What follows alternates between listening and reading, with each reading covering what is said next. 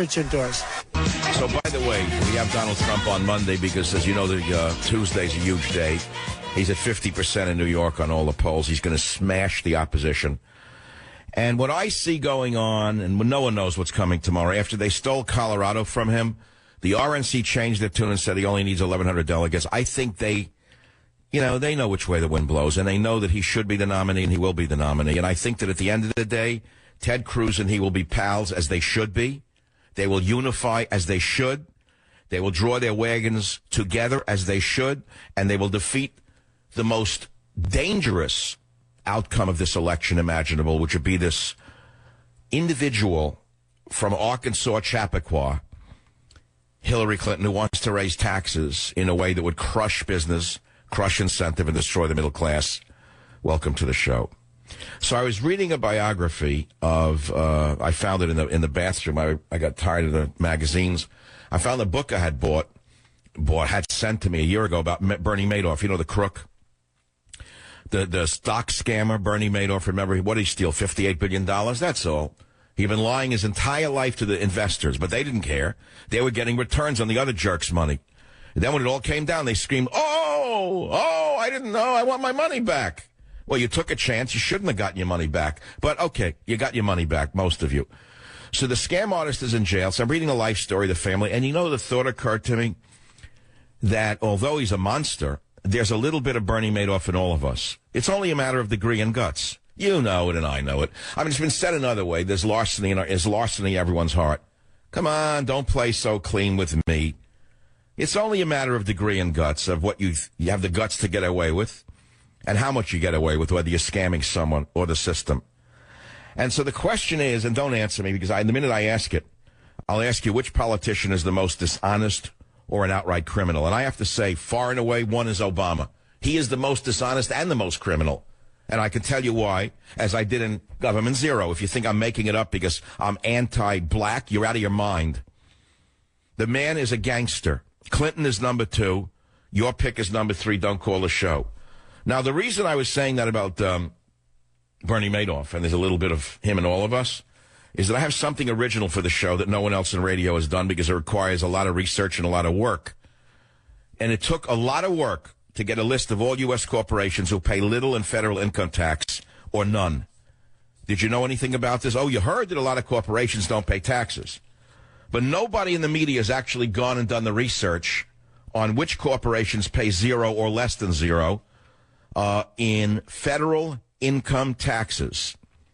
In fact, many of them pay lower in federal income taxes than the average American taxpayer, if you can believe this. And some of the corporations are household names: CBS, General Electric, JetBlue Airways, Mattel, Owens Corning, PG&E, Pepco Holdings, Priceline, Prudential, Qualcomm, Ryder, Time Warner, Weyerhaeuser, Xerox. That's just 15 of them. Now, you have to understand something. I understand business. I know there's gross.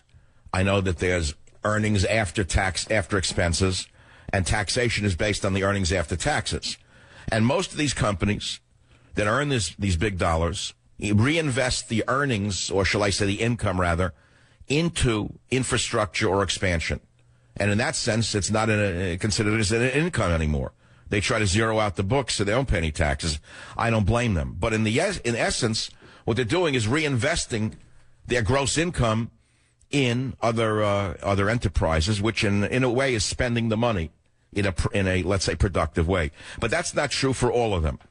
And we have a list of all the corporations, how much they grossed, how much they paid, and then there's the outright scam artists that aren't on this list who use Ireland as their base or the Isle of Wight to pay nothing. And then, of course, you've got idiot musicians like Bono. I don't know what he pays in taxes, but if he pays in taxes what's left between his ears in terms of Duramata, it's probably close to 0. This moron, I have no idea. Well, I have no idea. Excuse me, I have a good idea why the Democrats invite this moron, Bono, to lecture us about global warming, which I know he knows nothing about. He knows about as much about global warming as your dog does. But the fact of the matter is, this idiot had the nerve to say the other day that comedy should be deployed against ISIS, if you can believe this. This moron Bono, who is called to Congress to lecture them on social policy, gave a speech the other day saying that the way to defeat ISIS is to bring in comedians. You got to listen to clip number 2 on the Savage Nation. Don't laugh, but I think comedy should be deployed. Because if you look at National Socialism and Daesh and ISIL, this is the same thing. We've seen this before. We've seen this before. They're very vain. They've got all the signs up there. Really, it's a show business. You speak violence, you speak their language, but you laugh at them when they're goose-stepping down the street, and it takes away their power. So I'm suggesting that the Senate send in Amy Schumer and Chris Rock and Sacha Baron Cohen. Thank you. Any congressperson who invites this empty head to Congress should be thrown out of office because it indicates that they themselves are as stupid as he is. Now, I could analyze what he said, but it's hard to even analyze what he's saying. He got only one thing right. He said ISIS is like National Socialism. That means Nazism, but apparently he didn't even go to that extent to explain it to you. Of course they're Nazis. That's why I've called them Islamo-fascists for how many years now? We all know what Nazism is. How many years have I told you that when Hitler comes back, he won't be marching to a German song, and he won't be wearing a swastika, and he won't be reading from Mein Kampf. He'll be marching to a different song, reading a different book, and he'll be wearing a headscarf. All right, so finally he got that right, that it's National Socialism. Great. But, you know, there were comedians in the 30s who tried to laugh at Hitler, like Charlie Chaplin. Tell that to the Jews who died in the ovens after Charlie Chaplin got through doing his routine. Dictators only understand one thing, which is death. That's all they understand, nothing else. They don't understand battle because they're very good at battle. They love battle. They love fighting with other men's blood. The only thing they understand is death. The only thing they understand is a cruise missile in their toilet. The only thing they understand is a Predator missile when they wake up and go Allah Akbar, and they look up and the last thing they see is a Predator drone. That's the only thing they understand. They don't understand a comedian, moron. Are we winning the war against ISIS? Do you actually think we are? Obama is suddenly making believe that he's commander-in-chief. Are we winning the war against ISIS? Everyone knows we're losing the war against ISIS because of the slacker in the White House. And if you think that I'm being overly harsh about this idiotic criminal in the White House, you're wrong. And if this is offensive to you, you have a problem. I don't. I want you to listen to the slacker in the White House in clip number 1 and tell me if you think this is presidential at a time like this. There are a lot of good things about being president. You know, I get a chance to travel all across the country and meet people, see all the amazing things that are being done. Being commander-in-chief of the greatest military the world's ever known and seeing the incredible service of our men and women in uniform, Air Force One. It's very cool. I don't have to take off my shoes before I get on an airplane. Does this leave you speechless, how this man debases the office of the presidency on a daily basis at a time like this? He's golfing, saying he doesn't have to take his shoes off before he gets on the airplane. Okay, so those are some of the topics that are rattling around inside my soul. We'll have a list of the corporations that pay next to zero in federal income tax.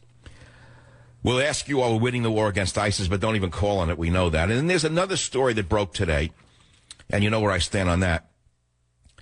The Trump campaign manager, Mr. Lewandowski, will not be prosecuted.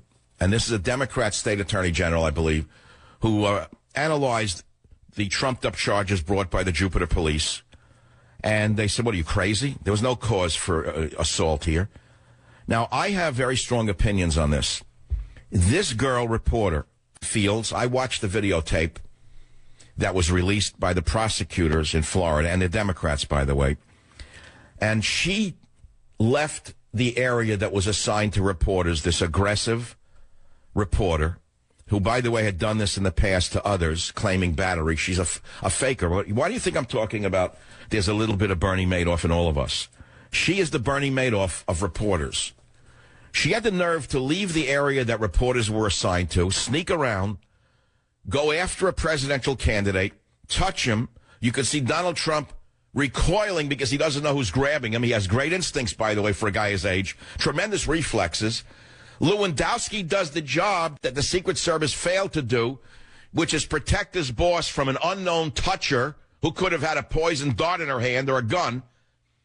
And, of course, there were no charges brought against him. And I believe, as I say right now on this show, that Corey Lewandowski, Donald Trump's campaign manager, should now bring charges against the girl reporter for a number of different charges. And I'm not an attorney, but if there are attorneys in the audience or Secret Service or FBI agents who can tell us, I believe he has charges to bring against her now that he's been exonerated, including false accusations. There must be some legal term for that. She made a lie that he assaulted her. She committed battery on a presidential candidate. That's a known fact. And she refused to accede to Secret Service directives. I believe she should be tried. Now, if you actually listen to what some of the dumb reporters were asking the prosecutor, you'll be astounded that this country exists. These are the very same capons or worms who have nothing to say about Hillary Clinton's lies, the deaths in Benghazi, the emails, Obama's abuse of power, Obama's abuse of Air Force One and Air Force Two on his trips, Obama's abuse of virtually everything to do with the presidency. All of a sudden they find their courage and they're ripping and ripping and ripping at the prosecutor. Well, did she touch? Did she not touch? Was it influenced by this? And were you influenced by that? Did Donald Trump call you? Like he was on trial, the prosecutor. Suddenly a Democrat prosecutor was on trial because the boy reporters suddenly found their courage. It's an example of why this country is in trouble. Because the people who are despised the most in this country are not politicians. The people who are despised the most are those who destroyed America, the reporters. I'll be right back. I'm Michael Savage. Join the Savage Nation. Call now, 855-400-SAVAGE, 855-400-7282. Savage. The Savage Nation is sponsored by SwissAmerica.com, the only company I trust to protect my wealth and financial future. Call 1-800-289-2640. I was busy raising 2 young children and earning my doctorate. Who knows what happened? I never went to the dances in those days. Now that I can, I don't go. So go figure it out. So there's a lot of topics out there. And eventually, of course, it'll all lead back to what I'm going to have for lunch, what I had for dinner, just to upset those who say all I do is talk about food. I think I'll talk about food later on. Because you know anyone out there who doesn't eat? Have you met anyone yet who doesn't eat? I haven't met anyone who doesn't care about food. If they don't, would you talk to a person who doesn't care about food? I wouldn't even want to talk to anyone who doesn't pay attention to what they eat. I like people who know what they're eating and what they put in their trap, just like what they read, what they believe. So my main premise today is there's a little bit of Bernie Madoff in all of us. It's only a matter of degree and guts. No one has the halo, okay? Stop marching around like you have a halo because of this or because of that. No one does. We're all flawed creatures, and we're all subject to a little larceny. You know that if you go to a gambling casino, and if you could, you take as much money as you could out of that gambling casino if you had the opportunity to do so. Let's say you had a trick with the machine or whatever, or your friend was the dealer. Come on, don't lie to yourself. But you don't have such a situation. The casinos wouldn't let you do it, and you don't have the guts to do it. Number 3. So then you could say, well, I'm better than the other guy. I used to meet people like this in San Francisco. This city is filled with hypocrites who they're convinced that they're better than everyone else because they have no money. And they think that their poverty is an example of their nobility. One has nothing to do with the other. I've met some people who are poor who have nobility, but you got people walking around saying, well, because I'm poor, I'm noble. And those who have money are not noble. You know, it's absurd. So the issues are Trump campaign manager will not be prosecuted as he shouldn't have been. It was a trumped-up charge. Pardon me for using a weird phrase. But the Trump campaign manager had trumped-up charges brought against him by haters in the Republican Party and, of course, on the left. And the reporters today made an embarrassment to themselves, just a total embarrassment. The reporter who accused Corey Lewandowski may still pursue defamation case. If I were advising Corey Lewandowski, and I don't know if anyone from the Trump campaign is listening, I would say you should go for a case against her. This one has to be stopped. This is a Bernie Madoff with a skirt. She thinks she's fooling the world. There are charges that could be brought against the girl reporter, falsely reporting a crime, battery on a presidential candidate because she touched him and she wasn't allowed to. Do you know that that's battery? Do you understand? They didn't sound like Lewandowski raped her. The way the media went today, he must have really raped her in front of 4 million people. That's what they were doing, these idiots. He was defending his candidate from a, quote, reporter who could have been a terrorist with an unknown object in her hand. And we don't know her motives at the time. Who knew them? And as I said before, Michelle Fields, the girl reporter, was lucky that Trump's campaign manager, Lewandowski, stepped in and not the Secret Service, because we had callers on this show who are former Secret Service, who are now bodyguards. One of them was in Colombia, I believe, who said that if he was the private security guy for Trump, that girl would have been on the floor with a broken arm. Do you understand what I just said? South America is filled with female executioners who look just as innocent as that chick does, whatever her name is.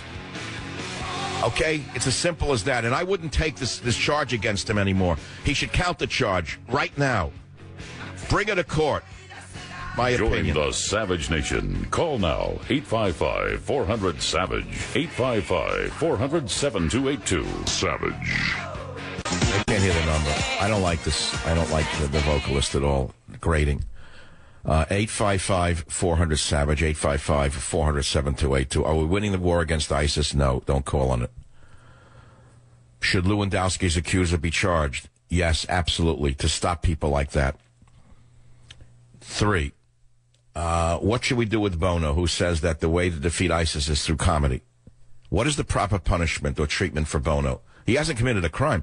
Remember, idiocy is not a crime in any country, so far as I know. In fact, it's revered in America. But given that it's not a crime, but it's laughable, maybe you should get the Comedy Award of the Year. That comedy should be deployed against ISIS. Now, a man who really knows what ISIS is about appeared on Breitbart's Steve Bannon show, Dr. Sebastian Gorka. He knows an awful lot about these maniacs. Listen to clip 3. Yeah, well, I hope they're going to have Delta Force and JSOC protecting them, because they're going to get beheaded. They put their foot on ISIS caliphate territory, and they're dead because they're infidels. And I don't think Bono understands. We are infidels, him included, in his little bubble, in his bulletproof little bubble, but he is as much an he's actually a worse kind of infidel, because he's infecting the Muslim world with his culture. He really doesn't get it. So what do you do with people who are known drug users, who are espousing public policy that is deadly? In addition to being comedic and stupid, it's deadly, it's dangerous, because there are a lot of people who listen to idiots like him. The followers of a man like Bono would be people who use drugs, and drug users are notoriously stupid and of low intelligence, and they believe him. So they actually want to send comedians to face ISIS. Can you believe this? In case you missed the soundbite, I think it's worth replaying clip number 2. Here is a man named, I don't know his real name. We call him Bonehead affectionately here around the Savage Nation. We do know he's Irish by his lilty accent. So here's Bonehead in clip 2. Don't laugh, but I think comedy should be deployed. Because if you look at National Socialism and Daesh and ISIL, this is the same thing. We've seen this before. We've seen this before. They're very vain. They've got all the signs up there. Really, it's a show business. You speak violence, you speak their language, but you laugh at them when they're goose-stepping down the street, and it takes away their power. So I'm suggesting that the Senate send in Amy Schumer and Chris Rock and Sacha Baron Cohen. Thank you. Oh, so look, I found him. His real name is Paul David Hewson. That's the fowl known as Bono. I didn't know I knew him because he's in someone's book entitled The Political Zoo, a little-known book that was published back in 2006, which is revered as a political classic by those in the political world. It was published in 2006 by Nelson Books. It's only a collectible now. It's not for sale, I know. And he was called Gaelic Seamus, the tiny well-fed Irish chicken or Bono. And I gave him a Latin binomial, Gaelic Seamus. The tiny well-fed Irish chicken or Bono can most often be spotted in front of any available bank of cameras, squawking for American taxpayer funding of its various pet causes, even in 2006, huh? Even though this particular species offers none of his own scratch. It is generally suspected that the Irish chicken suffers from a congenital eye condition, making it oversensitive to light, for, as some scientists suggest, willfully blind, hence its ever-present wraparound shades. Despite this fowl's piercing, grating voice, the Bono is known to attract political fowl of diverse speciation, and is frequently confused as an animal of some importance. It also lays many eggs, often rotten, known Zoropa. What do I call it? Zoropa? There's a condition called Zooropa. I didn't know about that. I forgot it. Well, I wrote this. The lead singer of the Irish rock band U2 has abused his pop star popularity to promote pie-in-the-sky left-wing causes for years. The Guinness-bred Gael once was a vocal advocate for Greenpeace, right up until their little run-in with the French government resulted in their boat being blown out of the water. It was soon thereafter that instead of saving whales, Bono the Baffling decided to channel his efforts at something more attainable and less lofty. And so now Bono is saying we should send in comedians to defeat ISIS. Now, you could laugh at him and just say just another drugged-up entertainer. Why pay attention to him? Because he has been invited to the U.S. Congress and the UN to profess his social policies. And so how in the world can you not comment on a man as insane as him? Topic number, that's not that important, by the way. It's just a little side note. But now the meat of the hour for you. I promise this. I have to deliver. Reuters, many U.S. corporations pay little in federal income taxes report. Now, we know this is a big problem because Bernie's making it a problem. I think all candidates are making it a problem with the exception of Hillary Clinton because, you know, she's status quo. She's the status quo candidate, despite what you may think. Wild, crazy woman, yeah, really out of control. She's going to make things fair. She's the corporate selection. In that sense, she's less dangerous than Bernie, for sure. But since this is a national discussion, let's talk about it in detail because I did the homework. No one else has done this in radio. Nobody has this. It's easy to have an opinion. We all have them. We thrive on it. But to actually do the research and get the facts is a lot of work. So I want to thank Douglas Lynn, one of my producers, for spending hours on this. Here are some of the names of the many corporations that paid far less in federal income taxes than average Americans in 2014 and or over the past 5 years. Number one, CBS. U.S. profit, $1.79 billion. The tax rate is 5% for them after all is said and done. General Electric. This number is enormous, $5.8 billion in revenue. They paid a minus 4.3% tax rate, meaning they got a rebate. That General Electric, now you know they're the ones who used to own MSNBC, right? Now you know why they were so friendly with Obama. Do you understand how this works? If Obama gets donations from these corporations in one form or another, and they're scamming taxes, even though it's legal, they're scamming taxes, the government is told don't go after them. This is how politics works in a corrupt nation, a banana republic such as ours. JetBlue Airways, 0.6% tax rate. What's your tax rate, Jim? You pay probably straight out something 30%, right? Everyone listening to the show, if you earn a living, you're paying between 25 to 49%.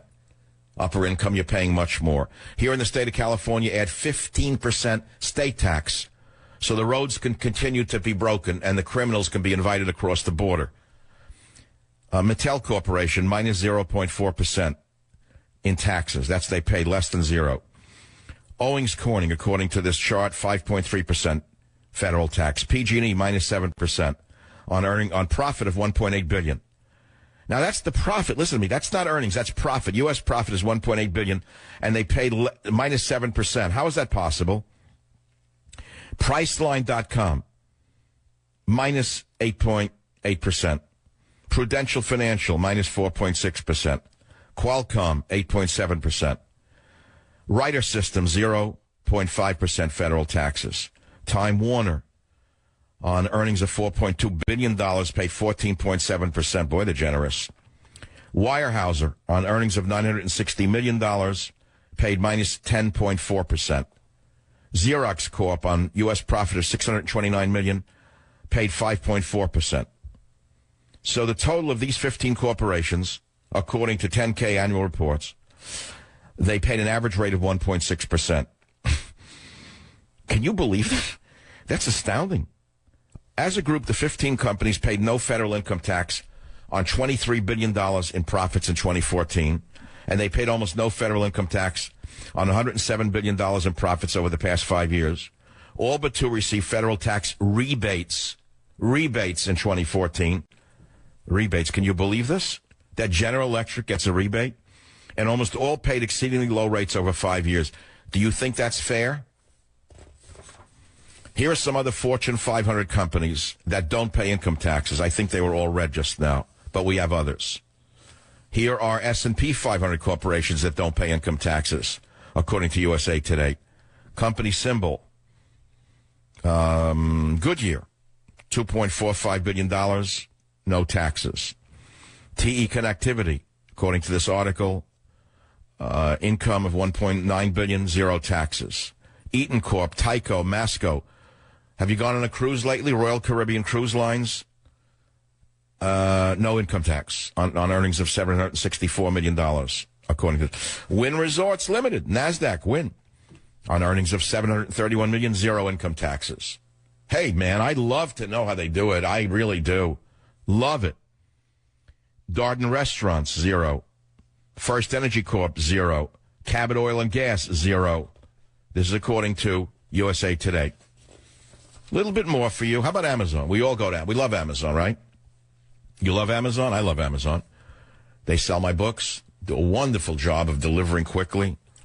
Amazon.com has my book, Teddy and Me, Government Zero. They do a great job. Tax rate, 4.33%. How about your friends at Google? The good friends of Nancy Pelosi and Barack Obama. Google paid a rate of 11.9%. Yahoo paid 11.6%. Microsoft paid 18.9%. No wonder he can buy so many sweaters. That's where Bill Gates gets the extra money from.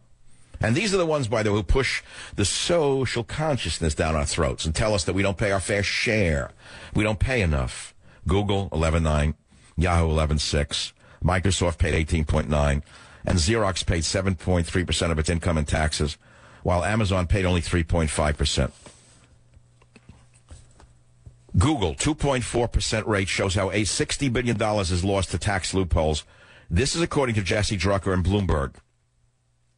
And this was published, I believe, in October of 2010. You can imagine what it is today. It's the best research we could get. This is while reporters were still able to report on Google until they were blacked out by the new administration. And they wrote this. Google Inc. cut its taxes by $3.1 billion in the last 3 years using a technique that moves most of its foreign profits through Ireland, oh, hello, Bono, and the Netherlands to Bermuda. Google's income shifting, involving strategies known to lawyers as the double Irish and the Dutch sandwich, remember I told you about those, helped reduce its overseas tax rate to 2.4%, the lowest of the top 5 U.S. tech companies by market capitalization, according to regulatory filings in 6 countries. Martin Sullivan, a tax economist who formerly worked for the U.S. Treasury Department, said this. He said it's remarkable that Google's effective rate is that low. We know this company operates throughout the world, mostly in high-tax countries, where the average corporate tax rate is well over 20%. The U.S. corporate income tax rate is 35%. In the UK, Google's second biggest market by revenue, it's 28%. Google, the owner of the world's most popular search engine, uses a strategy that has gained favor among such companies as Facebook, Marky Boy, who told us to accept more refugees and be more accepting, and Microsoft. The method takes advantage of Irish tax law to legally shuttle profits into and out of subsidiaries there, largely escaping the country's 12.5% income tax. So in addition to screwing us, they're screwing Ireland. So now you understand the taxation story and why most of us are very angry and why most of us are demanding that they pay their fair share. Because if these companies were prohibited from scamming the public and evading taxes, I don't think that we would have to pay as high taxes as we do here. And by the way, the next time they do this analysis, I wish someone would look into see how much they pay in California state income tax, because those of us who pay our fair share are getting ready to leave the state. This is the Savage Nation. I'll be back. Join the Savage Nation. Call now. 855-400-SAVAGE. 855-400-7282. Savage. Hey, our Savage Nation is sponsored by SwissAmerica.com, the only company I trust for wealth insurance, gold and silver. Call 800-BUYCO. I love that bumper. It means I know I'm back. And the main theme of today's show is that there's a little bit of Bernie Madoff in all of us. It's only a matter of degree and guts. And then we played Obama goofing about not having to take his shoes off on Air Force One as one of the great perks of the job. It's while people are being raped and beheaded in the Middle East. The economy is in shambles because of him printing money. You don't know it yet because you don't feel the immediate effects of printing money while the money is being printed. It's called borrowing from Peter to pay Paul, right? The chickens will come home to roost. When? If a Republican should win the next election, as I hope they do, one of them, the economy will collapse. There'll be a crash. And then they can blame the Republicans and they say, look at that, we told you that. Those evil big business Republicans destroyed the economy that was so good under Obama with $19 trillion in debt. See that? We told you. And then in 4 years, we'll hear about how the Democrats, socialists will save us by ripping the rich. That's going to be the next game. Who could put up with this? So if you talk about this day and night, you may as well have your facts straight. So I read to you the name of some of the companies that, according to the research we did, pay little or no income tax. And I hope you heard it. Because in the next hour, we're going to go on the other side of the ledger. So you don't get the mistaken Bernie, what's his name? Bernie Madoff running for office? I don't know his name. Bernie Sanders? Bernie Sanders is like Bernie Madoff, almost identical. Only instead of selling false stocks at high prices, he's selling false promises at low prices. You can write that one down. But he's like Bernie Madoff. They're almost twins. They're the same. They're cut from the same ice cream cake out of Brooklyn. One became a stock manipulator. The other became a communist agitator. So now, oh, wow, man, I want to invest in that Bernie guy. We love Bernie. I want Bernie. I want Bernie. Well, same as you heard with Bernie Madoff. So now we're going to go to the other side, because if you're a believer in Bernie, you'd think every company is crooked. They're not all crooked, by the way. Some pay high taxes, and we have a list to show how fair we are of the companies paying the most taxes. Yes, there are some, and they should get the gold stars. We have 10 of them. Of companies paying the most taxes for you in the next hour. We have callers on the Lewandowski situation. We have callers on Bonehead. We got more news, views, and reviews. I haven't yet gotten to what I ate last night in North Beach in San Francisco. Really good Italian food, I got to tell you. This is the Savage Nation. Be here or be nowhere. Join the Savage Nation. Call now. 855-400-SAVAGE. 855-400-7282. America's most exciting radio talk show. The Savage Nation. Talk radio for the thinking person. Home of borders, language, culture.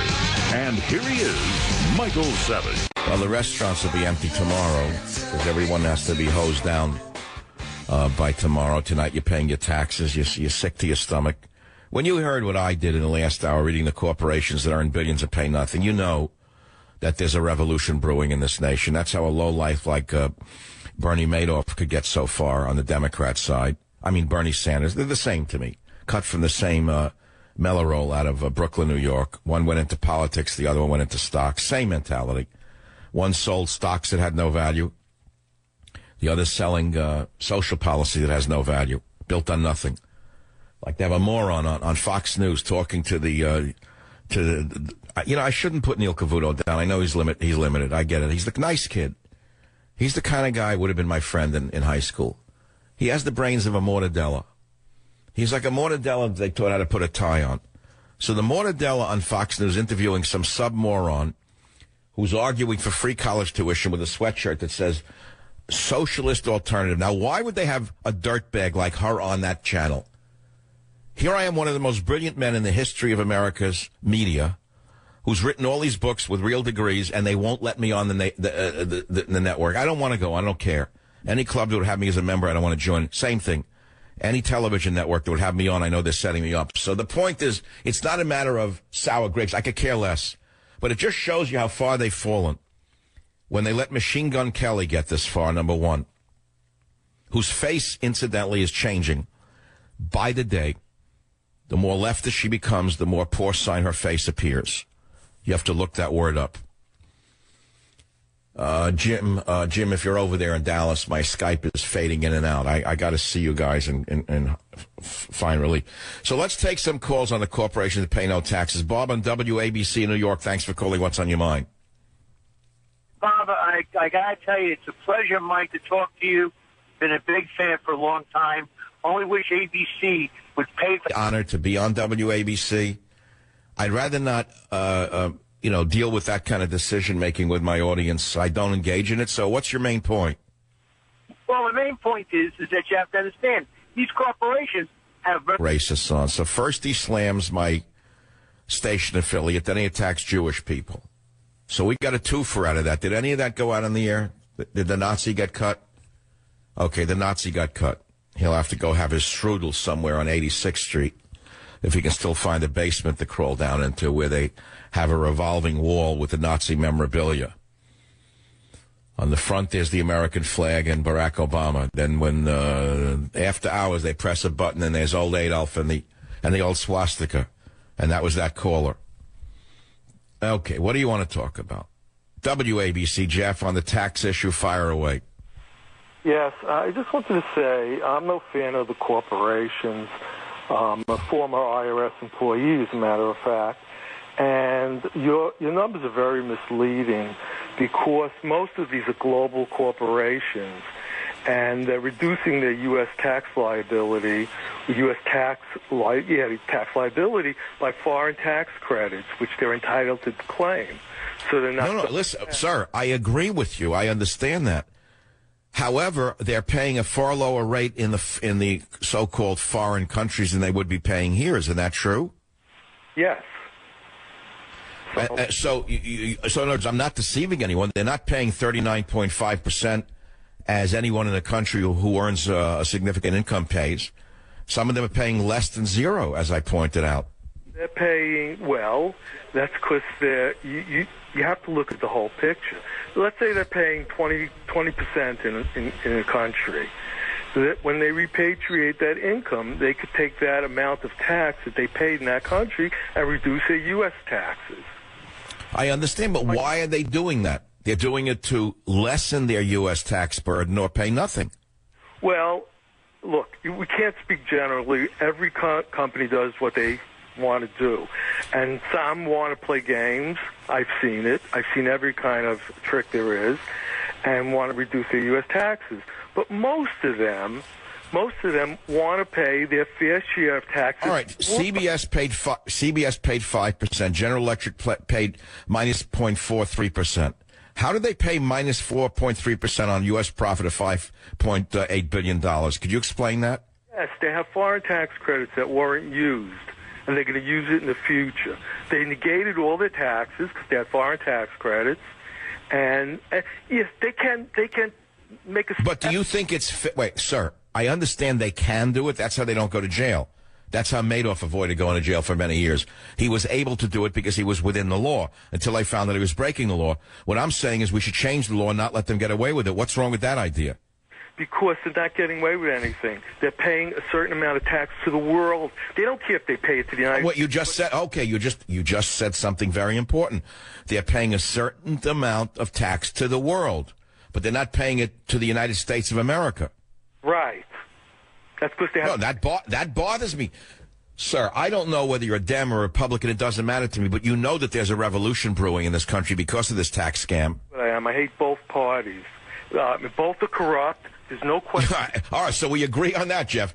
But you also know there's a lot of dissension in the country because companies are getting away with perfectly legal tax avoidance schemes. They're not avoiding taxes. They're paying it to another country. Well, I just said that. Avoiding U.S. taxes. Okay, but they're not avoiding U.S. taxes. Well, okay, you're splitting hairs with me like we're having a debate about something in the air. You know and I know that your president, because I didn't vote for him, I'll say your president, you probably were conned by him. Your president prints money because we don't have enough taxes to pay for his social programs. Don't you think that if these companies were forced to pay their fair share of American taxes, if the laws were tightened up, that we would have less of an onus on the average citizen?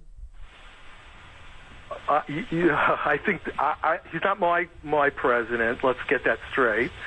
And I know there's enough shenanigans going on in the world, which he's part of. But the point is, individuals pay taxes in foreign countries, too, and get a foreign tax credit. I mean, everybody could do that. What do you mean? I could pay my taxes to Ireland? If you had an Irish business, if you had a business that operated in Ireland, you would be taxed globally if you're a U.S. citizen. Taxing globally means you pay taxes on all your worldwide income. And you could also... So let's say that I wanted to let's say I earn a certain amount of money, and I want to shelter some of that money. I could create an Irish company as a subsidiary of what I do in the radio and writing here in America. I could create a foreign company in Ireland, let's say, producing leprechauns. I could have little statues of Bill O'Reilly, and I'd call it the Leprechaun. And what, the money I would lose on the leprechaun statue business I could deduct from my U.S. income? No, if you have a branch in Ireland that makes $100 and it's taxed in Ireland at 5%, okay, that $100 is taxed in the U.S. at 30%, say, but the 5% that you paid in Ireland reduces your 30% to 25% in the U.S. Okay, so what you do is you make a lot of Bill O'Reilly leprechaun statues, and you lose a lot of money. And then it reduces my tax burden here even more with the leprechaun statue business. You know, yes, they're gaming the U.S. taxes, if that's what you're trying to say, but they're doing it... I wish you... Are you an accountant? I'd like you to work for me, because I'd like to set up a Bill O'Reilly leprechaun business in Ireland. I have... If you could hook me up to Donald Trump, I have a great tax plan that I ran through the lawyers in the IRS, and they agreed with me. It's a great plan on how to tax corporations, and it would bring jobs to the United States. It's a... But you're a former IRS employee? Yes, I'm a former IRS agent. I was in the International Tax Division, too. But today, are you an accountant today in the private sector? Retired. I'm not doing, I'm retired. You sound like my friend Jack, who's a physicist. I'd like to have a cup of coffee with you. Because I am considering creating leprechaun statues in Ireland in order to reduce my U.S. tax rate. Maybe you could help me set up the Bill O'Reilly leprechaun statue business. Michael, I want to have a cup of coffee with you. I could tell you stories down there. I hope Bill doesn't get madder at me than he already is. I know his Irish ire must be up, and he's fuming there. Then he's calling up Ailes right now, I would imagine. Ailes is probably saying, we can't do anything. It's free speech. You're a public figure. Calm down, Bill. He's just kidding.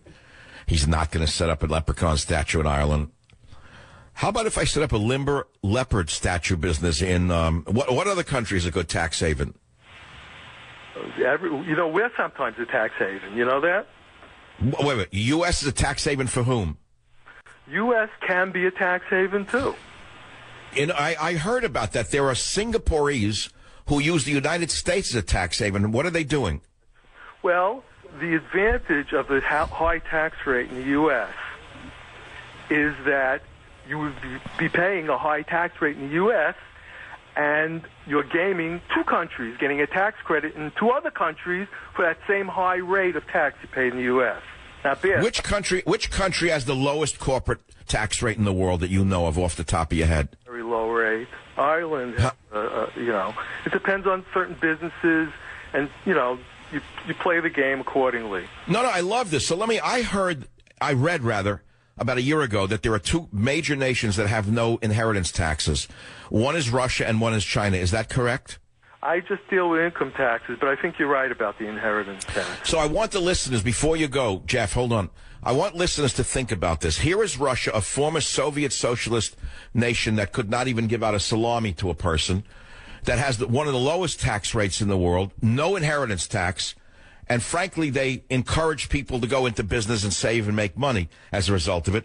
Here you have China, former communist dictatorship that's sort of a loosened communist capitalist nation, still a dictatorship of sorts, but nevertheless no inheritance tax, so they encourage people to make a fortune. They don't steal it from them at the end of the line. How is it that we are so retrograde in this country that we tax people on money that's already been taxed Jeff, that's what I want to know. I'll tell you, the problem in the United States is that Congress just can't stop spending. And you got to get money somewhere. And where are you going to get it from? Taxing. You're going to get it from the ordinary, hardworking, high-earning citizen who is a sitting duck in this nation. And the demagogues go after that segment of the population, making them the very enemy when they're the very producers. I read this as well, that 1%, the top 1% of earners, let's take New Jersey. The tax rates are so high that billionaires are leaving. The top 1% of earners in New Jersey are providing 40% of all the state's personal income tax. Can you believe that? That's right. So if you attack the millionaires and billionaires, as the demagogues are now doing, what you're going to do is kill the goose that laid the golden egg. You'll drive them out of your state. Who's going to pay the money then? You're right. Of course. The middle class is the answer. The tax. Right. So even if they're rich, they're the middle class. I tell you, Michael, I have a great plan. I'd love to pass it on. All right, here's what we're going to do. Guy, let's keep Jeff on. I love this call. Sounds like a friend of mine. We're sending Jeff a copy of, you want dog or you want government zero? Government zero. See, they all want the heavy duty. You're getting government zero. Then you're going to give your email address to your email address to the guys. I'll email you, and you'll send me the tax plan. I'll send it to the people at Trump. I swear to you, I will. Okay, stay on the line. That's a good deal. Now I'm going to get 50,000 guys calling. Mike, you know Donald Trump, can you get me a job? Mike, I manufacture bulletproof fingers. Can you get me into the Trump campaign? I got a special bulletproof finger for Lewandowski. Mike, do you know anyone at the Trump campaign? I want to get on his bandwagon. Mike, I got a special kind of shoe for a campaign. Mike, I got a special hair implant. You sew it in, it comes out at night, you wash it, it's just like new. Mike, I got a special tanning agent. Can you call Donald for me and get me in there? Mike, I saw a babe working for him behind the scenes. You know, the one with the bikini who came out of the pool that was written about in the magazine. You see what you get when you start a thing like this. What you get is a quick break on the Savage Nation. Join the Savage Nation. Call now, 855-400-SAVAGE, 855-400-7282. Savage. Your Savage Nation is sponsored by SwissAmerica.com. It's the only company I trust for tangible assets, gold and silver. Call 800-BUI-COI. You ought to go to St. Patrick's Cathedral and pray to God that you make so much money without anything between your ears. What an idiot. Use comedy to fight ISIS. You hear this? Let's go to WABC in New York City. Evan, welcome to the Savage Nation. What do you have to say about Bono saying comedians should be sent to entertain ISIS and they'll be somehow soothed and they won't be killing anymore? Dr. Savage. Evan, you're on the air, Evan. Go ahead. Here's another doc who made it good from the Metropolis. I think of Bono. I hear Sunday, Bloody Sunday. We all supported our Irish friends in the Bronx and the IRA in the overthrow of the British oppression. I taught my 4 kids to support our parents, their grandparents, for overthrowing the Russians. Why wasn't Bono a proponent of Jerry Lewis and Don Rickles bringing comedy to Northern Ireland or and others? What would have happened if they sent Don Rickles to the IRA in those days, to Northern Ireland, to Belfast? At least everybody would have died with a smile. That was God. Well, how do you think a guy like Bono says a thing like this and doesn't even hear himself saying that we should send comedians to defeat ISIS? What do you think? He's really mean it, or he's just being a jokester? Well, I don't think he's a jokester. He's a proponent of it, but he should be called on it. And why didn't he propose comedy to cure? Yeah, no, you make a good point, Evan. You really do. So you're saying you're a doctor? What kind? Anesthesiologist. And you started poor? You worked your way through medical school? Yeah, Manhattan College, chemical engineering, then went to medical school. That's a hard road. Well, you went the hard road. Today, they make anyone a doctor that gets off the boat. Well, I'm still an engineer at heart. Systems engineer now for the body. Interesting. Chemical engineering is a really hard road to go into medical school. Where'd you get your medical degree? University of Buffalo. You know, it's the first thing I ask doctors that I go to, where'd you get your medical school? If I hear New Delhi University, I'm out the door. I don't care if they're from New Delhi, India, but I don't want to hear they got their medical degree from Guadalajara or New Delhi. Am I biased in that regard? You may be. The education in Europe is very, very good, no doubt. Oh, good. So I'll look for someone now from New Delhi. I can't wait to see it. It's better than getting a Delhi man to come into the room. They're about on the same level as far as I'm concerned. Join the Savage Nation. Call now, 855-400-SAVAGE, 855-400-7282. Savage. Welcome back to the Savage Nation. So here's Nancy Pelosi, well known to have suffered the mental effects of too many Botox injections.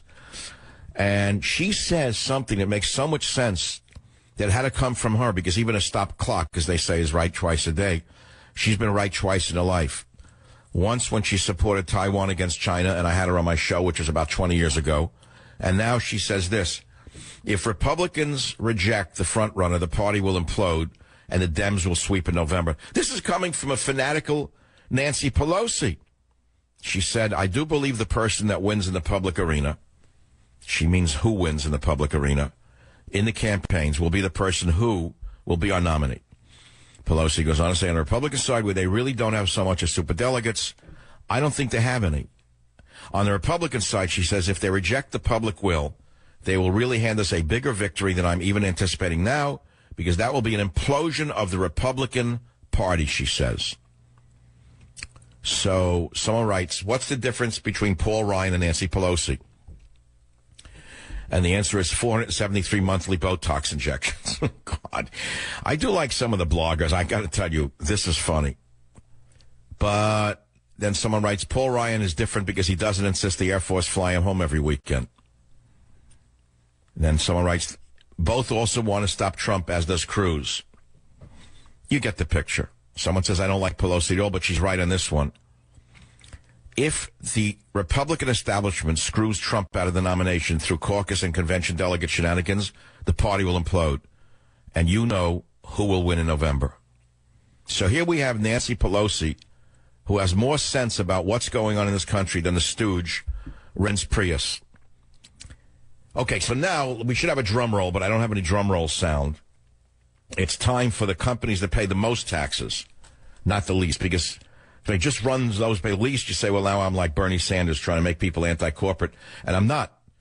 The corporations make America run. I just want them to pay their fair share. Well, here are the companies that pay the most taxes. Roll of the drums in your head. Number one, ExxonMobil. All of you who hate big oil. Big oil. Big oil. Big oil.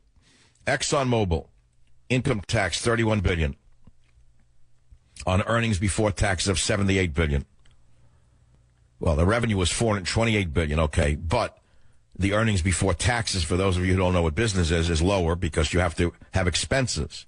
So after deducting expenses, they have EBT of $78 billion, on which they pay $31 billion. That's very high. Chevron, big oil. Let's attack big oil. Big oil. Chevron pays $20 billion in income tax. Earnings of $46 billion on revenue of $222 billion. Apple, look at this one. Who would have thought? Who would have thought this? Income tax expense of Apple, $13 billion. Revenue, $170 billion. Earnings before taxes, $50 billion. And income tax of $13 billion. Very good. Very good. So now you could use your Apple phone and with pleasure. They're not one of the scam artists. Wells Fargo, high taxpayer. Income tax expense of $9 billion. On EBT of $28 billion. Walmart. Oh, and the box stores. And the box stores. Let the little mom and pop stores thrive. All of the Bernies out there who never sold ice cream as a kid. You break up Walmart so the little business will thrive. All the Bernies who never sold a belt buckle at a flea market. Break up the box stores. Walmart, income tax expense, $8 billion on EBT of $25 billion, on rev of $469.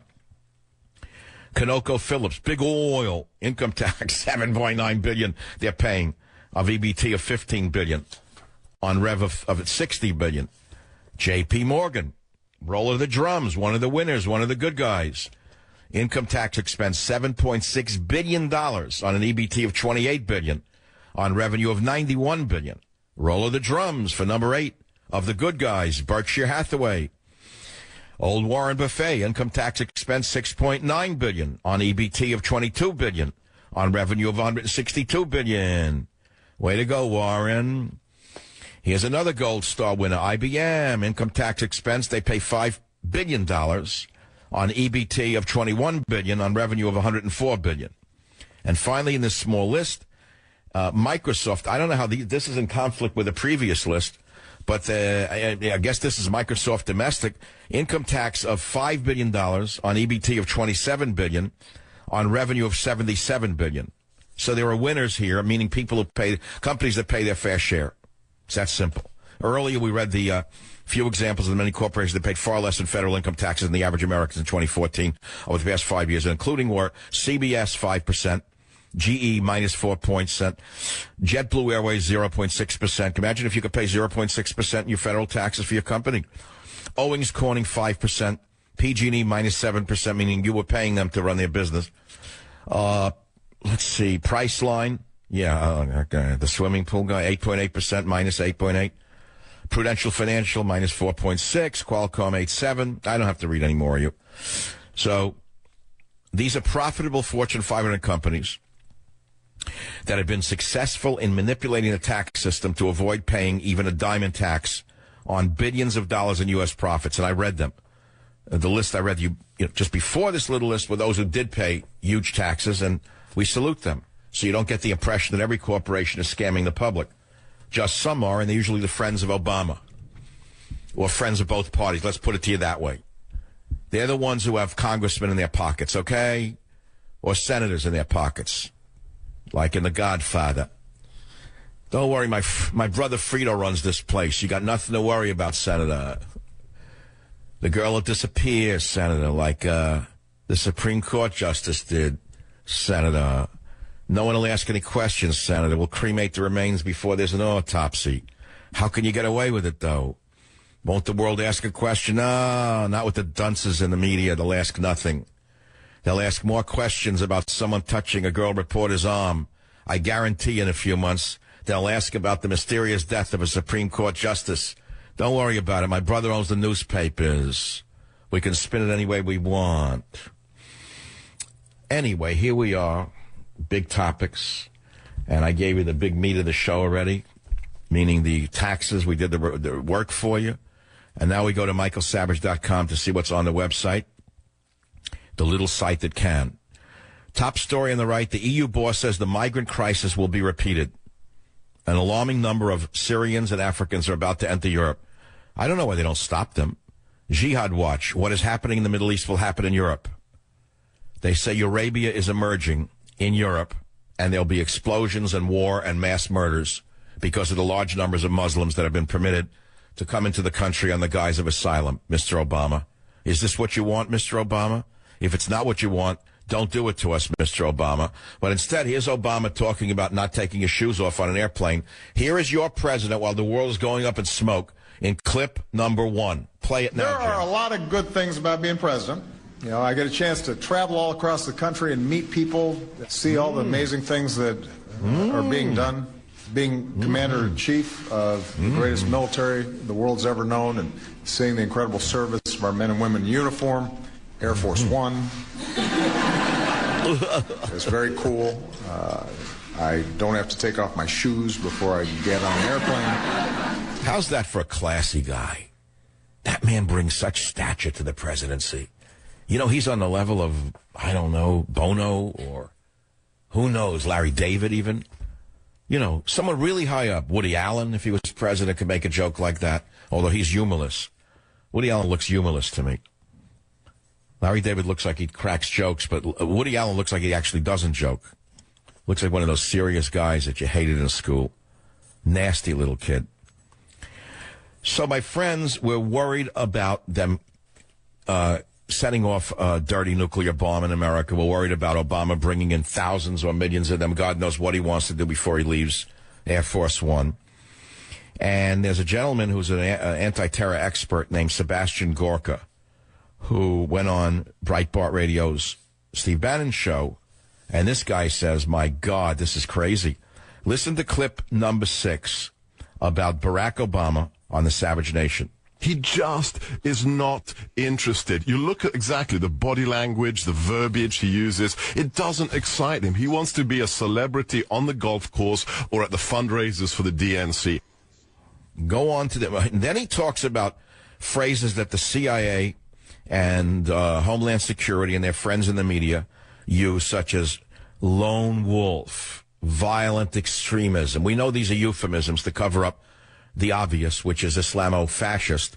Listen to clip 7. They want to keep you stupid. It's like the phrase lone wolf. Lone wolf, violent extremism, that's designed to make the average voter stupid. So you don't understand the threat and so that you disconnect the dots. These are people who will not talk truth to this enemy because they don't believe in the existence of evil. If you don't believe in the existence of objective truth, you cannot believe in evil, and they will never call our enemies evil. We don't even use the word enemy today. Think about that. We don't use the word enemy as a government.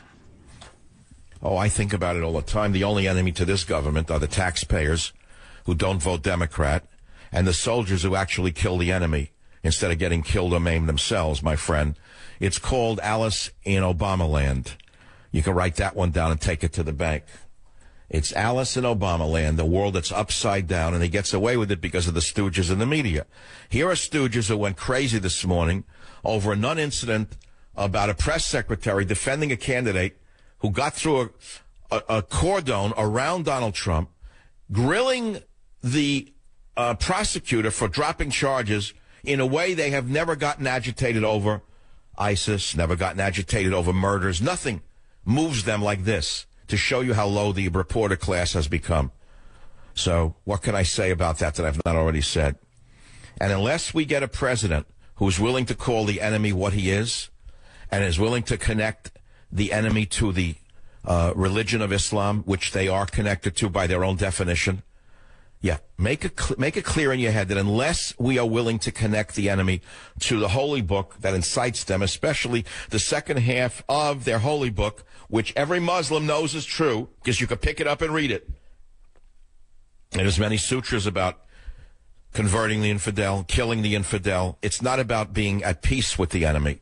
They see everyone as their enemy in the second half of their holy book. And this is very dangerous for those of us in the West who think that everyone is like us, that everyone is liberal and everyone's progressive and everyone's nice if you give them the chance, and that if you look down upon those who are different, and just because they're different, you're a racist. These are the naive fools. These are the useful idiots who are now the dangerous idiots of the world, and they're being used. Now, so we need someone in the CIA. We need someone especially in DHS. We need someone in those places. In the next election, God, we get a candidate who can do it. I know there's only two who can do it. That's Trump and Cruz.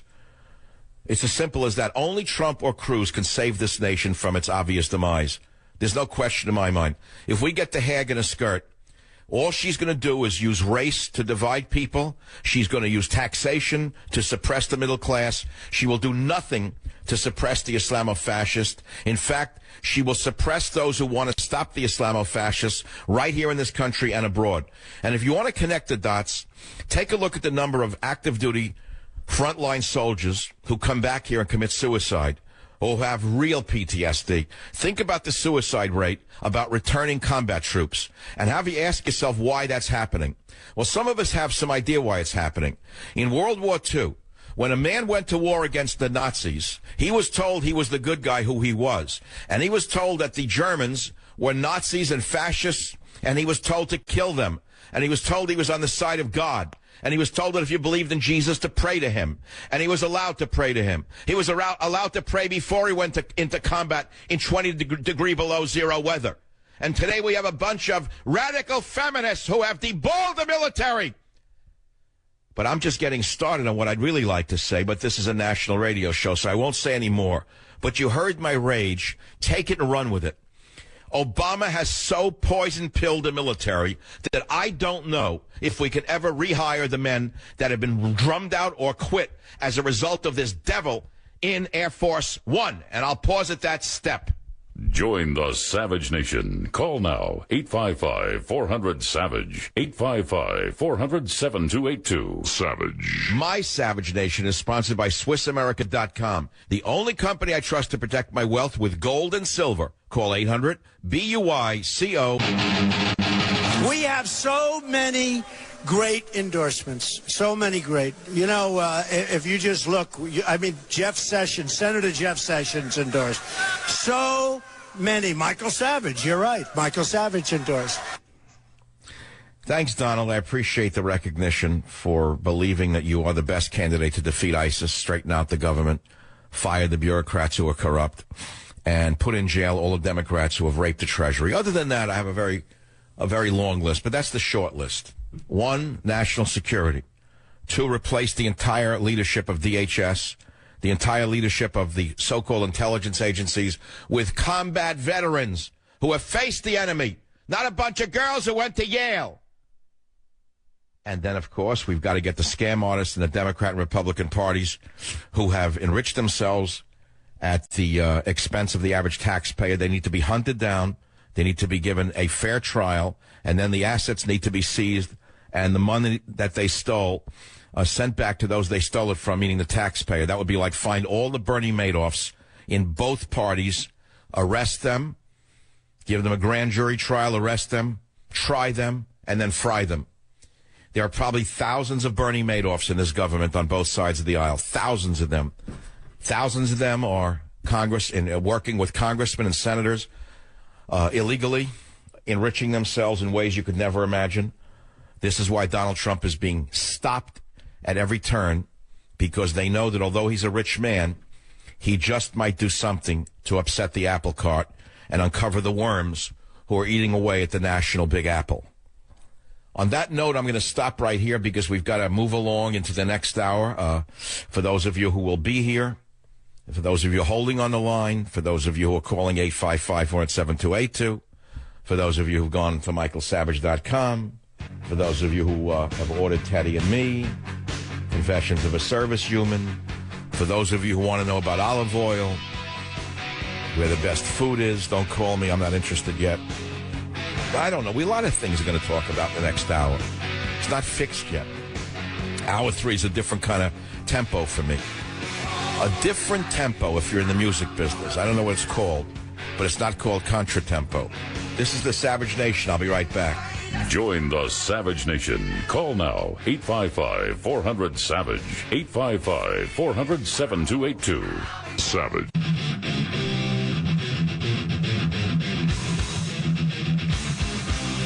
Warning. The Savage Nation contains adult language, adult content, psychological nudity. Listener discretion is advised.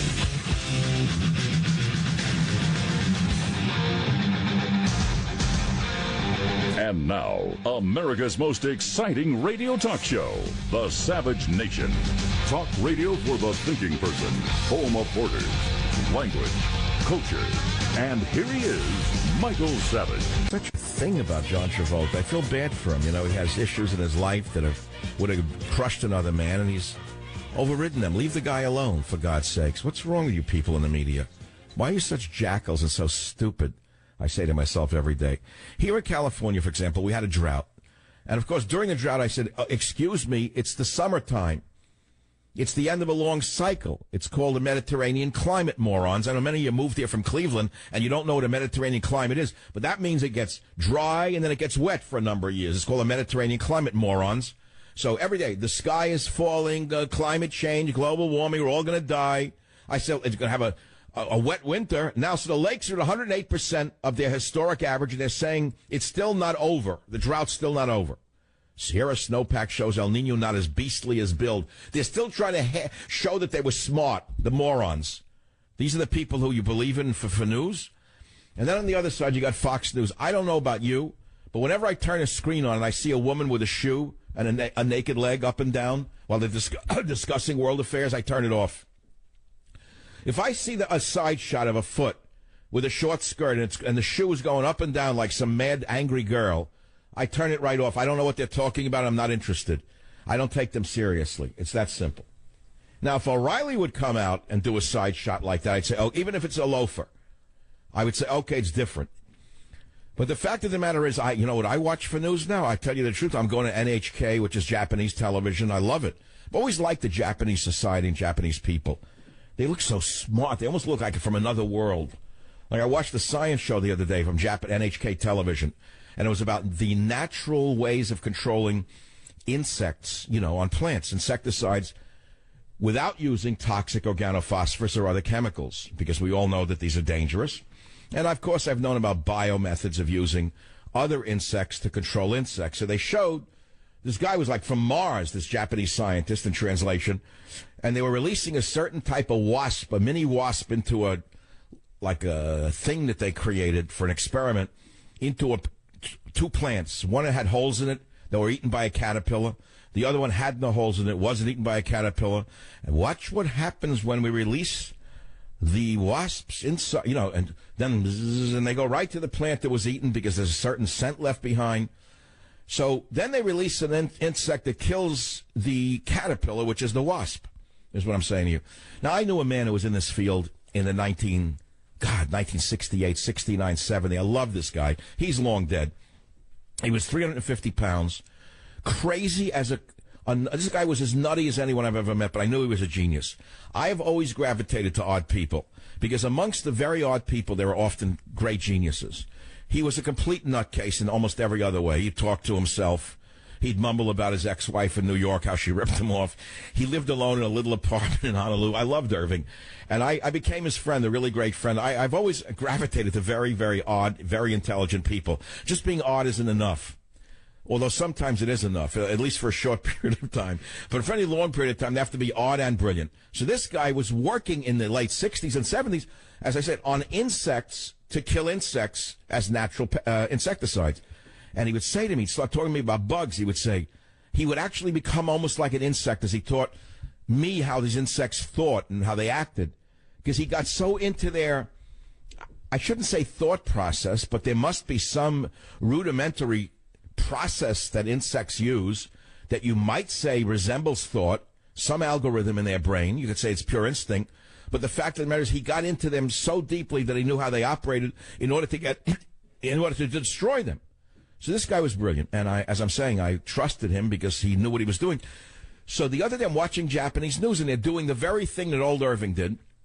I said, gee, I forgot about this. So I had nothing to do at midnight. I went on the internet. I looked up his inventions. The guy left behind many patents of such natural methods of of killing insects. Just a side note. That's all. Nothing important. Then if I really want to watch news, sometimes RT is good. The Russian television is excellent on the thing. I can't tell you. I don't like any of the cable channels anymore. Once in a while, one of them will do something of value. I don't know where to turn for news. I have to go overseas to get it.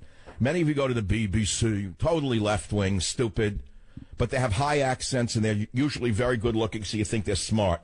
This is the problem with people. If someone's good-looking, you think they're intelligent, but just look at Fox News, and that tends to tell you that's not always true. Look at that one with the mustache there. Even though he's off radio, he's still on television. Years later, bamboozling the public. So as I said in the beginning of the show, I opened the show with a statement that's not particularly clever, but it's somewhat truthful when I said that there's a little bit of Bernie Madoff in all of us. And this, it's true. Yeah, when I was a kid, someone I knew said there's larceny in your heart. I said, I didn't even know what larceny meant. It came from a movie. But it turns out that actually he was a very wealthy kid from Great Neck. His father was a very wealthy, I guess, businessman. I don't know what he did for a living. I don't think his name was Madoff, and nor do I think he was in that business. He was a real estate developer of some kind. But this kid, even though I was poor, somehow I got pulled into that circle with a friend who knew him. I was like the outlier, poor kid who was allowed to hang out with them. He would say to us things like, there's larceny in your heart and you know it. And I didn't know what he was talking about. What he's trying to say is that if you had the opportunity to rob, you would. And you look around society today, you take a look at Congress, you take a look at the president, you're telling me that they're not larcenous in their behavior? You're telling me Obama's not abusing the public by riding around in that Air Force One, on vacations, Air Force One, on doing the things he does? You tell me this is not larceny of some kind, to rip the taxpayer off like that? So you go all the way down the line, and you see why the people are at the point of revolution in this country. And that explains why an ordinary... He's not that interesting, Bernie Sanders. He's a typical New York communist/socialist of the old type. New York knows the type. But the youngsters in America don't know anything about the history of Stalinism. They don't know anything about the history of where this kind of loose rhetoric leads. They don't know anything about where class warfare leads. They're stupid, in other words. They're uneducated adults. So a guy says, yeah, free tuition. Yeah, I want free tuition. Then a guy says, income inequality. Well, what does that mean, Bernie? I mean, some people are smarter than others? Or they're able to scam the system? So, yeah, you want to rein in those who are scamming the system, as I talked in the last hour about companies that don't pay their fair share of taxes. But then I showed you on the other side of the ledger companies that do pay their fair share of taxes, so you don't fall into the notion that all companies are robbing the Treasury, because they're not. Just some of them are. You get it? Well, that's the opening to the show. Then we talked about the idiot musician Bonehead saying that the way to defeat ISIS is send in the comedians. Very clever, really smart. That's just what we got to have now in this world, is people like that going to Congress giving their opinion. So that's the situation we're in. That's all. If you get a comment, the phone number is 855-400-7282. What's in the news? Let's go to the Drudge Report, read a headline or two. Debate prep. CNN questions Sanders' religion. Oh, come on. What's he saying now? I'm not a practicing Jew again. Is that his standard? Or became Jewish over the... What is Sanders' religion? It's communism. What's his religion? His religion is Marxism. What is his religion? You have to be a genius to figure that out. Let me read this.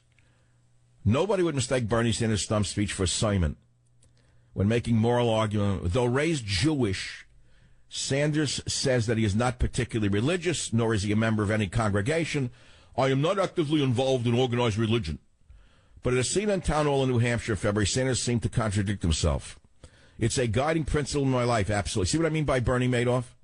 Then he says, everyone practices religion in a different way. To me, I would not be here tonight. I would not be running for president of the United States if I did not have very strong religious and spiritual feelings. Yeah, he worships the God of Karl Marx. So they say, wait a minute, is Bernie Sanders religious or not? Well, we know he's not religious. He's a diehard socialist / communist. That we know. So then they ask, is he religious or not religious? And then they say if he wants to win, he has to expand his base, which means luring church-going Christians away from Hillary Clinton. And according to exit polls, Hillary has dominated Sanders among Americans who attend worship services weekly, leading to a God gap among the Democratic candidates. So Sanders knows this. So then he goes to black churches, and then he goes to evangelicals at Liberty University in Virginia. And this Friday, just days before the New York primary, he's going to deliver a speech on building a moral economy. I think Joseph Stalin talked about that. At the Vatican, no less, where he hopes to meet the scam artist-in-chief, a personal hero, Pope Francis, because they don't agree on religion, but they certainly agree on Karl Marx. So the question is, what do the words really mean? I'll let you decide what they mean. The fact of him is he talks out of both sides of his mouth. And the fact is that unless you are religious, you're not religious. And you can't say to yourself, you're this and you're that every other day. So now he's bringing up Hitler again and the Holocaust. That's not religion. It's not enough to talk about Hitler and the Holocaust and say that makes you religious. That doesn't mean anything. You're talking about an atrocity. You're talking about genocide, but you're not talking about your religion. So in other words, he's again trying to couch his religion in the Holocaust, which is something that I find reprehensible. I don't like people who use the Holocaust as a weapon. I never have. And I usually run out of any place where people start talking about the Holocaust for personal gain. Because I can guarantee you that Bernie Madoff did it plenty of times on his way to the billions. At the University of Chicago, where Bernie Sanders went to college, he spent hours imbibing socialism's sacred canon. The writings of Karl Marx, Leon Trotsky, and Eugene V. Debs, a socialist who ran for president 5 times. And he leaves it out of his autobiography. There is no mention in his autobiography of the months that Sanders spent on a kibbutz in northern Israel. Did you know that? As a matter of fact, Israel is not mentioned at all in this Jewish American politician's autobiography. My Jewish friends, be very, very careful with this man, because this man has faith only in one thing, and that's in personal advancement. This is the Savage Nation. I'll be right back. Join the Savage Nation. Call now, 855-400-SAVAGE, 855-400-7282. Savage. My Savage Nation is sponsored by SwissAmerica.com. It's the only company I trust to protect my wealth. Call 800-BUI-COIN. I am very proud to be Jewish, and being Jewish is so much of what I am. Look, my father's family. Okay, I'm very now in front of the crowd in New York. I'm looking out. I see a lot of inequality. I see tall people and short people. That's very unequal. I see people who are bald and people with hair. That's unequal. I see men. I see women. That's not equal. I see black people, white people, brown people, and Asian people. I don't like it. It's unequal. I see a future in America when everyone is the same size. Everyone will have the same blue uniform with a red star, and we'll have equality. I am Bernie Sanders, and I believe in Karl Marx. Now, this is so sickening. Less than 1 in 5 American Jews say observing religious law is essential to being Jewish. And an even smaller percentage say Judaism is mainly a religious matter. According to this article, the vast majority of atheists or secular Jews like Sanders say that, listen to this, remembering the Holocaust, leading an ethical life, and working for justice are the touchstones of modern Judaism. That is such a crock of locks. How in the world can you compare a great religion with communism and victimhood? That's all this is. Remembering the Holocaust is basically wrapping yourself in being a victim. I'm not telling you to forget the Holocaust, but you don't make that the whole be-all and end-all of your religion. That's absurd. And I have seen scholars write on this. This is something that really agitates me, is that, the Holocaust doesn't make you Jewish. What you're doing is falling into a trap of wearing a chip on your shoulder and confusing that with being religious. There's nothing to do with being religious. Leading an ethical life. Now, what does that mean? I'm sure Bernie Madoff was given awards by the American Jewish Congress. In fact, I know he was, because he gave them tens of millions of dollars. You want to get an award in this country? Give someone money. You want to have a dinner in your name? Give somebody money. What do you mean leading an ethical life? What does it actually mean? People I know who give money generally you don't even know who they are.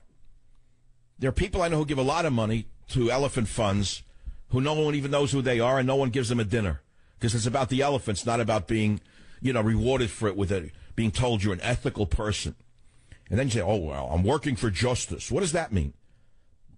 It means you're pushing some left-wing fanatical idea, and that makes you somehow religious? This was tried before, my friends, and it's a disaster to see this phony doing it again. The only good news, is he doesn't have a chance to win for a number of reasons. No matter what he's doing against Hillary, not only is the system stacked against him, but the fact of the matter is he is an atheist, and we know that. And that's okay if you're an atheist. We know there's many atheists. But it's a political liability. Most Americans say they would be less likely to vote for a candidate who does not believe in God. That's after we've had this godless president, godless in Washington now for the last 8 years. And by the way, even Gallup polls suggest Americans are even less likely to vote for a socialist candidate, and Sanders has already crossed that bridge. So he's an atheist and a socialist, and people don't like him. The only people who like him are the young who are foolish, who don't know history and don't even know where the rhetoric comes from. The rhetoric comes directly from Karl Marx, which is what he steeped himself in since childhood. And the fact of the matter is, he's not going to get anywhere. He's not a prophet. He's a con man. He's not a pundit. He's not a weatherman. He's not a fortune teller. He's a con man. So, my friends, that's all I want to say about that subject. Let's go to... I don't have time for a call now. But I'll give you the phone number if you want to comment on anything that I've talked about. 855-400-7282. By the way, the next time you are at a Trump rally anywhere in America, anywhere, when the moment is right, and Donald Trump says, I've been endorsed by many people, scream out Michael Savage. Because I have done a lot, because I believe in this man, and I truly believe to this day he must become the next president of the United States. He will restore our standing in the world. He will restore the officers to the military who belong there. He, of all men, will crush ISIS. He will root out the gangsters in government who have enriched themselves over these last many years on both sides of the aisle. He will put them in jail. Yes, I guarantee it. I'll be back. Supposed to let in as many immigrants as want to come here, and that we're mean and hateful if we don't want that.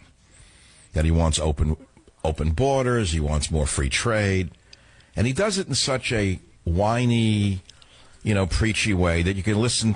He's lecturing his own workers, and of course they're going to applaud. And then Trump campaign labels Zuckerberg a hypocrite after the border wall critiques. I want to start with clips 12 and 13 of Mark Zuckerberg of Facebook and see what you think of this. As I look around and as I travel around the world, I'm starting to see people and nations turning inward against this idea of a connected world and a global community. I hear fearful voices calling for building walls and distancing people they label as others, for blocking free expression, for slowing immigration, reducing trade, and in some cases around the world, even cutting access to the internet. It takes courage to choose hope over fear. You have to be optimistic to think that you can change the world. And people will always call you naive, but it's this hope and this optimism that is behind every important step forward. Oh, wonderful, Mark. I'm sure Harvard approved of that speech 100%. That's something you'd give at a faculty conference, and everybody would applaud you. All the guys on tenure who don't live in the real world would think that you're just a brilliant man. But the fact is that we don't live in the world of the 1950s where this kind of unbridled immigration made sense, nor did we ever allow illegal immigrants to break into America. But more importantly, Mark, you're a pure hypocrite in the opinion of many, because we all know you just want to pay your IT workers as little as you can in plain English. That's all it comes down to. That we all know. And so Katrina Pearson of the Trump campaign labeled Zuckerberg a hypocrite for this speech in clip number 11. Let's hear her. I think I'll take Mark Zuckerberg seriously when he gives up all of his private security, move out of his posh neighborhood, and come live in a modest neighborhood near a border town, and then I'm sure his attitude would change. Very well done, young lady. Right. He has big walls around his house. He has bodyguards who are real problems for his neighbors. Do I have to go into any more details? All of these open borders people, right? And it goes back to the whole issue of national security, where this national security expert, Dr. Sebastian Gorka, was ridiculing Bono, who says he doesn't know what he's talking about. And then he talks about the fools in the government, where it's no longer a laughing matter. He lectures police forces on the dangers of radical Islamists. And listen to what he experiences. Jim, play clip number 8, 08, in the Savage Nation. Given by the local PD 8 hours to explain the mind of jihadis to state and local law enforcement. And I do the data dump. The stuff I do at Bragg, the stuff I do for the Marines, 8 hours of what does the enemy believe and what's it going to take to defeat him.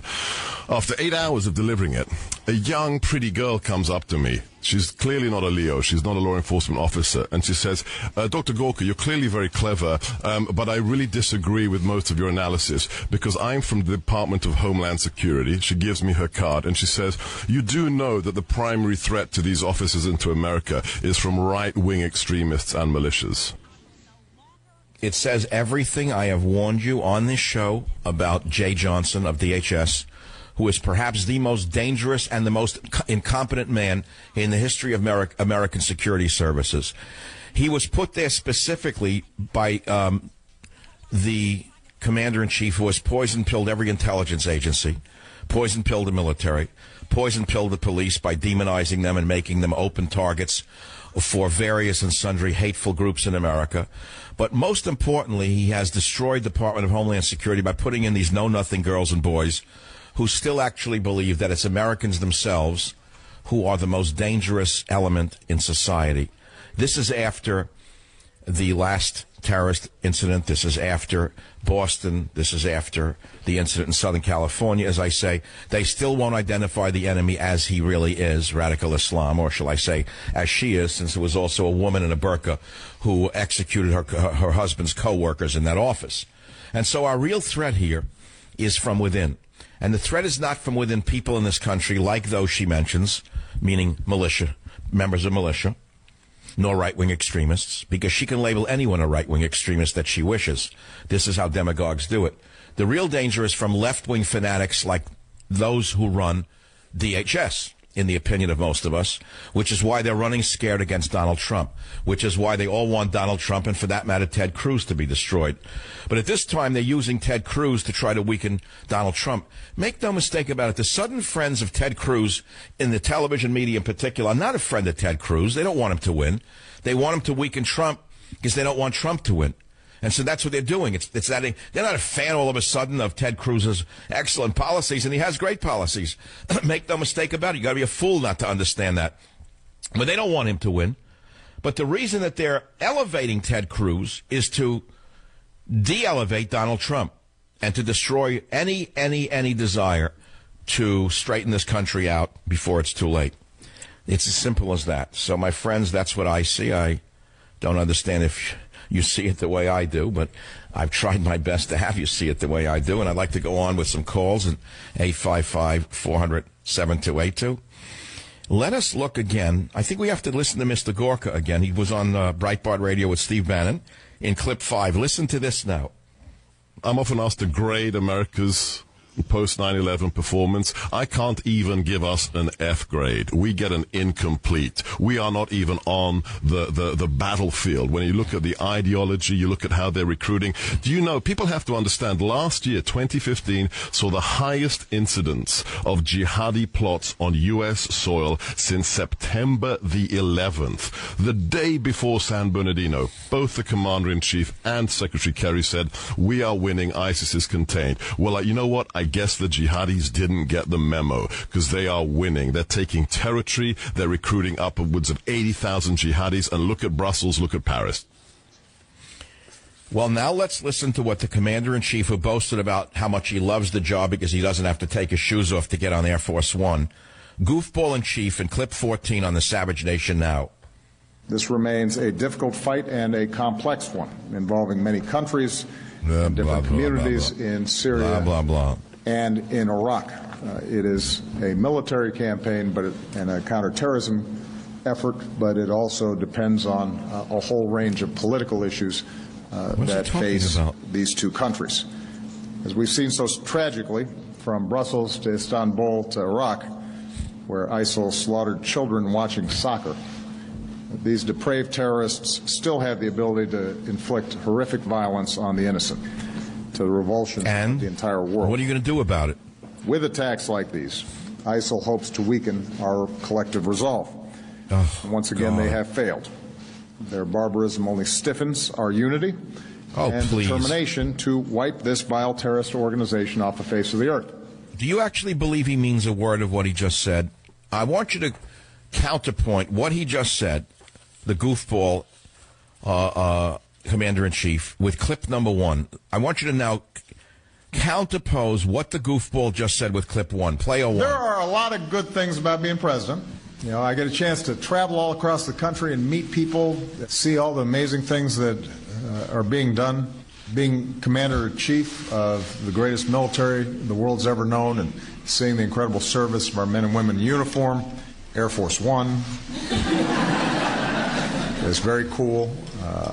I don't have to take off my shoes before I get on an airplane.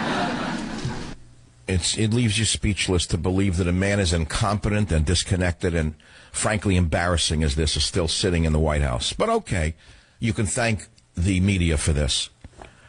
Because if I saw 1/100th of the emotions that I saw today in the press conference this morning about the incident of Donald Trump's press candidate, Secretary Lewandowski, when I saw them suddenly acting like they were tough reporters, the prosecutor dropped all charges because there were not enough charges to stick. They were nonsense. He touched some girl who approached Trump with a pen, and he did the right thing. In fact, he should count this, but that's a separate story. Well, you should have heard the reporters jumping on the prosecutor, even though he was a Democrat, for dropping the charges. Can you imagine if these cowards in the media had devoted as much attention, or 1/100th of the attention that they devoted this morning to this nun incident, to the real incidents that are facing this country? Can you just imagine this? Jim, do we have any of that sound of that press conference? Could you play any of it for those who didn't have the time this morning? After all, I'm paid to listen to these things and be outraged. I'm paid to take it. I'm paid to hurt from it. I'm paid to break things. I'm paid to almost blow a fuse. I'm paid to almost get a stroke as I listen. So let's all listen to it now on the Savage Nation. Can you, as a longtime person in politics here locally, can you describe your relationship with Mr. Trump, how well you know him, and what type of events are... Yeah, I got a kick out of the whole political angle because at first they were saying that somehow I was doing this on behalf of Hillary Clinton, and then they found out I was law school housemates, dorm mates with Ted Cruz. He and I actually shared a bathroom first year of law school. I assure you had no impact upon our decision. I knew Marco Rubio in the Florida legislature, and I have met Mr. Trump on a few occasions. I've been to Mar-a-Lago. Last time I was there were 800 others there, so it's not quite a private setting.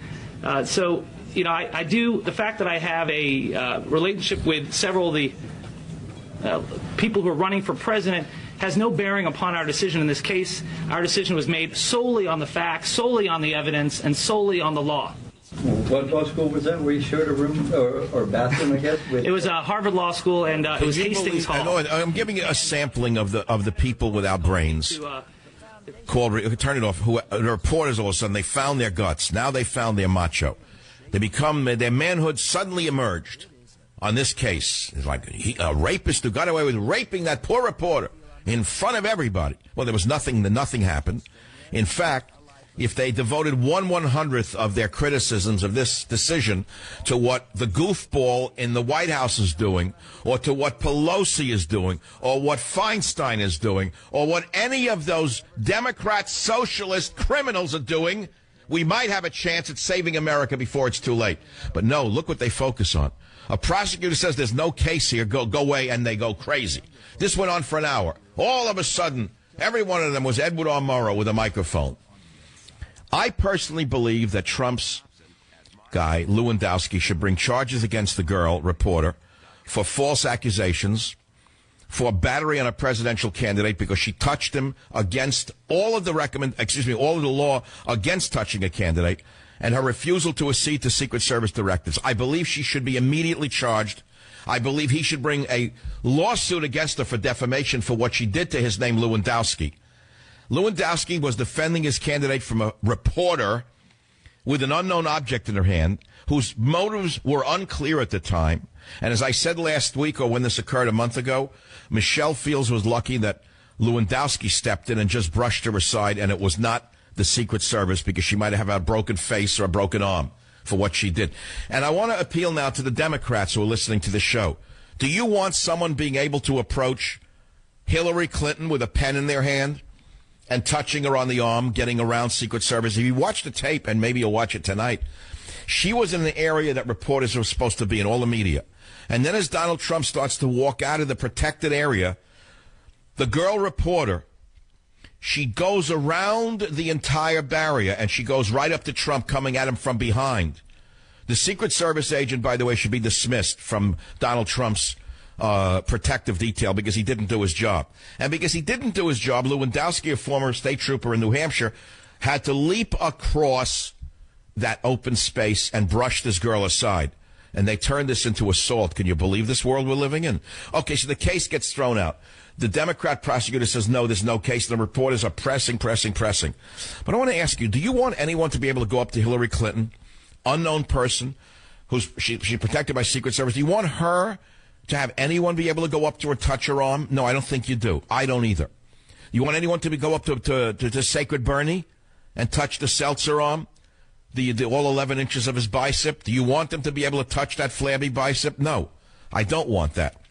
So the fact is that what's happening here is very important for all of us.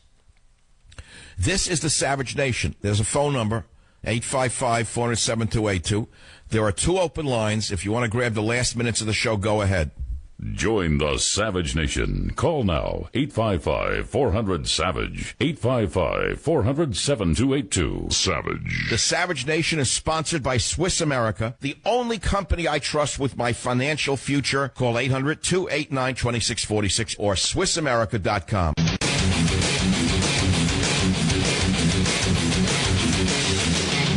Welcome back to the Savage Nation. Listen, I was wondering, I told you I love to watch NHK television, Japanese television for news and specials and shows and this and that and science. They've always been a culture, a civilization that's appealed to me from many levels. And I asked myself, how come there have been no acts of Muslim terrorism against Japan? So I did some research. Take a guess how many mosques there are in Japan.